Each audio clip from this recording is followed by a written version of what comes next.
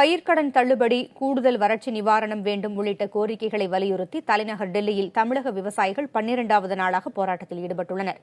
இது தொடர்பான கூடுதல் விவரங்களை நமது செய்தியாளர் நிரஞ்சனிடம் கேட்கலாம்.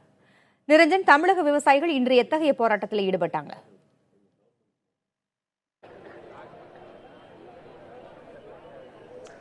பூங்குழலி, போற்றப்பட வேண்டியவர்கள் விவசாயிகள்.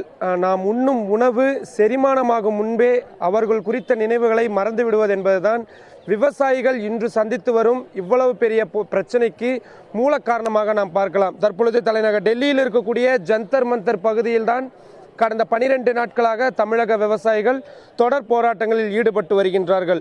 ஒவ்வொரு நாளும் ஒவ்வொரு களத்தினை போர்க்களமாக கொண்டு இந்த போராட்டத்தினை அவர்கள் நடத்தி வருகின்றார்கள்.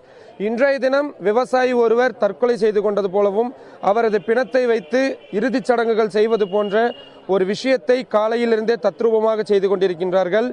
இந்த விவசாயி காலையிலிருந்து இங்கே படுத்தவர் தற்பொழுது வரை இங்கேதான் இருக்கின்றார். உணவு அருந்த செல்லவில்லை. எங்களது போராட்டம் நிறைவேறும் வரை, எங்களது கோரிக்கைகள் நிறைவேறும் வரை நாங்கள் தொடர்ந்து பல்வேறு கட்டங்களாக போராட்டத்தில் ஈடுபட போவதாக தெரிவித்திருக்கின்றார்கள். தமிழகத்தில் ஏராளமான விவசாயிகள் உயிரிழந்திருக்கின்றார்கள். இந்தியா முழுவதுமே இந்த விவசாயிகள் பிரச்சனை மிகப்பெரிய ஒரு பின்னடைவை நாடு முழுவதுமே ஏற்படுத்தி வருகின்றது. இவர்களுக்கு அரசியல் கட்சி தலைவர்கள், நடிகர் நடிகைகள் என்று பலரும் ஆதரவு தெரிவித்தாலும் கூட தங்களது கோரிக்கைகள் எதுவும் முழுமையாக நிறைவேற்றப்படவில்லை. எனவே எங்களது போராட்டமானது தொடர்ந்து நடைபெறும். 100 நாட்கள் கடந்தாலும் நாங்கள் தொடர்ந்து இங்கேயே இருந்து போராடுவோம் என்று தொடர்ந்து தெரிவித்து வருகின்றார்கள். இங்கு இருக்கக்கூடிய இந்த சுகாதாரக்கேடான ஒரு நிலைமையை நம்மால் நேரடியாகவே பார்க்க முடிகின்றது. ஒரு கடுமையான வெயில் வாட்டி வரக்கூடிய இந்த நேரத்தில் வெறும் தரையில் இவர்கள் படுத்து தங்களது போராட்டத்தை முன்னெடுத்திருக்கின்றார்கள். அனைவருமே 50 வயதிற்கும் மேலான வயதானவர்களாகத்தான் இருந்து வருகின்றார்கள். பல்வேறு உடல் உபாதைகள் இவர்களுக்கு இருந்து வருகின்றது.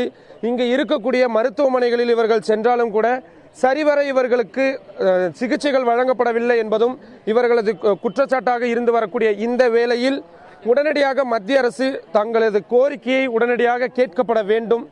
நாங்கள் எங்களுக்கு தேவையானவற்றை தான் கேட்கின்றோம். எங்களுக்கு இயற்கை பொய்த்து விட்டது. எனவே அரசாங்கமாவது எங்களுக்கு உதவ வேண்டும் என்ற இந்த கோரிக்கையாவது கேட்க வேண்டும். நாங்கள் தேர்ந்தெடுத்த மக்கள் பிரதிநிதிகள் எங்களை கூட சந்திக்க வருவதில்லை.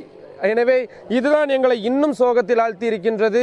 பிரதமர் எங்களை அழைத்து பேச வேண்டும். எங்களது கோரிக்கைகள் நிறைவேறும் வரை நாங்கள் இங்கேயே தான் இருக்க போகிறோம் என்று கூறியிருக்கின்றார்கள்.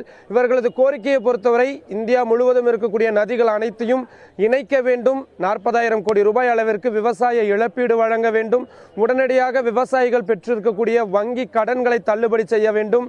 அண்டை மாநிலங்கள் அணை கட்டும் விவகாரங்களில் உடனடியாக மத்திய அரசு தலையிட்டு அதனை தடுத்து நிறுத்தப்பட வேண்டும். 60 வயதிற்கு மேலான விவசாயிகளுக்கு 5,000 ரூபாய் அளவிற்கு மாதம் பென்ஷன் வழங்க வேண்டும் என்ற கோரிக்கையை தான் இவர்கள் முன்வைத்திருக்கின்றார்கள். இதுவற்றில் சிலவை உடனடியாக மத்திய அரசால் செயல்படுத்தக்கூடியதாக இருக்கக்கூடியது. ஆனால் அதையும் கூட அவர்கள் வெறும் பரிசீலனை செய்வதாக கூறியிருக்கின்றார்கள். 40,000 கோடி ரூபாய் இழப்பீடு கேட்டால் வெறும் 1,700 கோடி ரூபாய் அளவிற்கு தான் அவர்கள் நிதி ஒதுக்கி இருக்கிறார்கள். இது விவசாயிகளை வஞ்சிக்கக்கூடிய விஷயம். இவ்வாறே சென்றால் எங்களது தலைமுறையினர் இந்த விவசாய தொழிலையே விட்டு விடுவார்கள். எனவே அவற்றை காப்பதற்காகத்தான் நாங்கள் போராடி வருகின்றோம். அனைவரும் ஆதரவு தர வேண்டும் என்று அவர்கள் தொடர்ந்து கோரிக்கை வைத்திருக்கின்றார்கள்.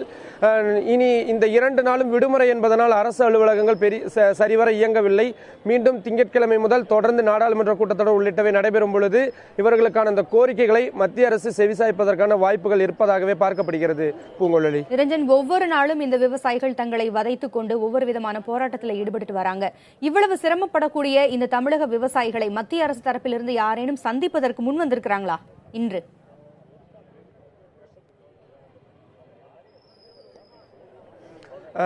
பூங்குழலி, இதுவரை தமிழகத்தைச் சேர்ந்த எம்பிக்கள், அதிமுக எம்பிக்களும் சரி, திமுக எம்பிக்களும் சரி, இவர்களை சந்திப்பதற்கான இங்கு வந்து நேரடியாக சந்தித்திருக்கின்றார்கள். தங்களது ஆதரவினை கொடுத்திருக்கின்றார்கள். ஆனால் இதுவரை மத்திய அரசிடமிருந்து நேரடியாக இவர்களை யாரும் வந்து சந்திக்கவில்லை. மத்திய இணையமைச்சராக இருக்கக்கூடிய பொன் ராதாகிருஷ்ணன் மட்டும்தான் இவரை நேரடியாக இங்கு வந்து சந்தித்து பேச்சுவார்த்தை நடத்தியிருந்தார். ஆனால் அதன் பிறகு இவர்களாக சென்று மத்திய விவசாயத்துறை அமைச்சர் ராதா மோகன் சிங்கை சந்தித்து தங்களது கோரிக்கை மனுவினை கொடுத்திருந்தார்கள். அதன் பின்னர் மத்திய நிதியமைச்சர் அருண்ஜேட்லியும் நேரடியாக சந்தித்து கோரிக்கை மனுவினை கொடுத்திருந்தார்கள். ஆனால் அந்த கோரிக்கைகளை கொடுத்தது பிறகும் பரிசீலிப்பதாக கூறியிருந்த அவர்கள் அது குறித்த எந்தவிதமான அறிவிப்பும் வெளியிடாததன் காரணமாகத்தான் தற்பொழுது இவர்கள் ஒரு ஏமாற்றத்தில் இருக்கின்றார்கள். தங்களது இந்த போராட்டமானது தங்களது இந்த கோரிக்கைகள் அனைத்தையும் முழுமையாக நிறைவேற்றுவோம் என்று அரசு உறுதியளிக்கும் வரை தொடர்ந்து நடைபெறும் என்று கூறியிருக்கின்றார்கள். மத்திய அரசிடம் இன்றைய தினம் கூட இவர்கள் நேரடியாக சென்று மனு கொடுத்திருக்கின்றார்கள். இவர்கள் அந்த தற்கொலை போராட்டத்தில் ஈடுபட்ட பொழுது கூட உடனடியாக டெல்லி காவல்துறையினர் இவர்கள் 4 பேரை அழைத்து சென்று பிரதமரை சந்திப்பதற்கான ஏற்பாடுகளை செய்து தருகிறோம் என்று உறுதியளித்திருக்கின்றார்கள். எந்தவிதமான அசம்பாவித சம்பவங்களில் ஈடுபடக்கூடாது என்று கூறி தற்பொழுது போராட்டத்திற்கு அனுமதி வழங்கியிருக்கிறார்கள். பூங்குழலி.